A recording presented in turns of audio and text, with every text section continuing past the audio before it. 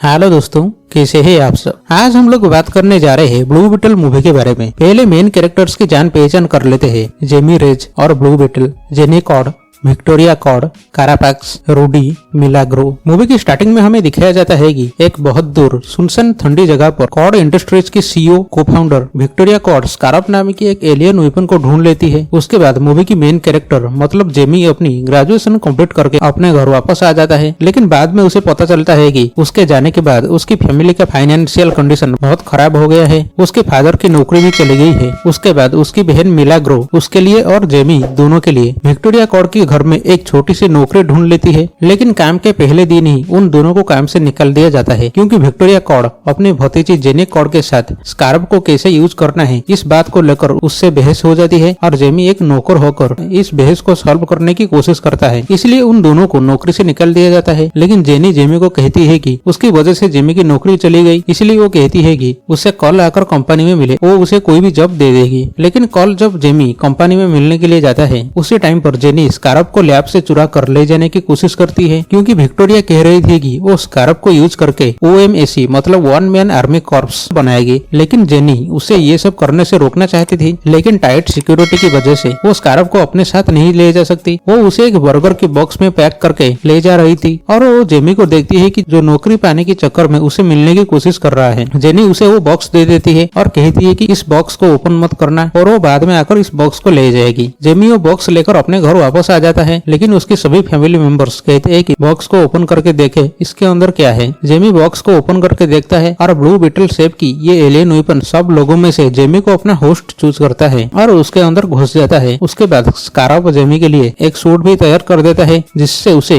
Super power मिल जाता है। लेकिन उसे समझ में नहीं आ रहा था कि इसे यूज कैसे करें। उसके बाद वो कैसे भी करके अपने घर वापस चला आता है और कहता है कि ये क्या चीज है, उसे कैसे यूज करना है और वो अपने से इसे कैसे अलग कर सकता है। शायद ये सब जेनी को पता होगा। वो जब जेनी से मिलने के लिए जाता है तो कॉड इंडस्ट्रीज के लोग जेनी को पकड़ने की कोशिश कर रहे थे, लेकिन जेनी और जेमी वो दोनों वहाँ से बचकर निकल जाते हैं। और जेनी कहती है कि ये एक पावरफुल एलियन वेपन है जो अपनी होस्ट चूज करके उसे सुपर पावर देती है और कभी मरने नहीं देगा। अगर कोई भी अटैक करता है तो वो उसे प्रोटेक्ट करेगा। जेनी कहती है कि इसके बारे में और इन्फॉर्मेशन पाने के लिए उन्हें एक स्मार्ट वॉच लाना होगा जो कॉड इंडस्ट्रीज में है। रूडी, जेमी और जेनी तीनों जाकर उस वॉच को लाने की कोशिश करते हैं, लेकिन रास्ते में उनका सामना कारापैक्स से होता है, जिसके अंदर OMAC का प्रोटोटाइप है और वो सुपर सोल्जर बनकर जेमी को मारने की कोशिश करता है। और जेमी को बचाने के लिए उसका स्कारप उसे ब्लू बीटल बनाकर लड़ाई करता है और उसे हराकर वहाँ से तीनों चले जाते हैं। वहाँ पर जो लड़ाई होता है उसी टाइम पर जेमी को पता चलता है कि उसके अंदर जो स्कारप है उसका नाम है खजीडा। उसके बाद वो तीनों जेनी की एक पुराना घर में चले जाते हैं, जहाँ पर उन्हें पता चलता है कि जेनी की फादर टेड पहले ब्लू बीटल विजिलेंट थे और वो खजीडा के ऊपर रिसर्च कर रहे थे। लेकिन एक दिन वो कंपनी विक्टोरिया को देकर मिस्टीरियसली गायब हो गए। उसके बाद विक्टोरिया को पता चलता है कि स्कारप ने अपना होस्ट चूज कर लिया है, इसलिए वो जेमी के घर में जाकर उनके ऊपर अटैक करती है। जेमी ये सब देखकर अपनी फैमिली को बचाने के लिए जाता है, लेकिन उसी टाइम पर उसके फादर को हार्ट अटैक आता है और वो मर जाते हैं। और विक्टोरिया ब्लू बीटल को बंदी बनाकर अपने साथ एक आइलैंड पर ले जाती है। विक्टोरिया जेमी की बॉडी से खजीडा की सारी इन्फॉर्मेशन OMAC पे ट्रांसफर करना चाहती थी, जिससे उसका सुपर सोल्जर बन सकता है। लेकिन उसी टाइम पर जेमी को एक विजन आता है, जहाँ पर वो अपने फादर को देखता है जो उसे